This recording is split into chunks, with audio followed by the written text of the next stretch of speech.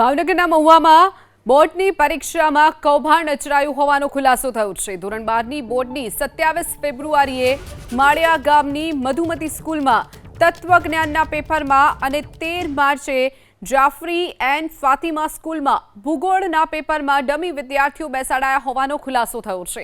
Seat number, પરીક્ષાની રસીદ, CCTV footage અને ડોક્યુમેન્ટની ચકાસણી બાદ સમગ્ર કૌભાંડ બહાર આવ્યું છે। એટલું જ નહીં, ડમી વિદ્યાર્થી તરીકે કરાર આધારિત શિક્ષક ધાર્મિક ઢાપાએ જ પરીક્ષા આપી હોવાનો પણ ખુલાસો થયો છે।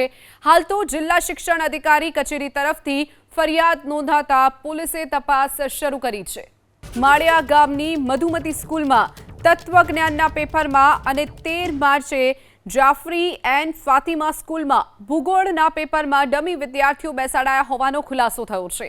સીટ નંબર, પરીક્ષાની રસીદ, સીસીટીવી ફૂટેજ અને ડોક્યુમેન્ટની ચકાસણી બાદ સમગ્ર કૌભાંડ બહાર આવ્યું છે। એટલું જ નહીં, ડમી વિદ્યાર્થી તરીકે કરાર આધારિત શિક્ષક ધાર્મિક ઢાપાએ જ પરીક્ષા આપી હોવાનો પણ ખુલાસો થયો છે।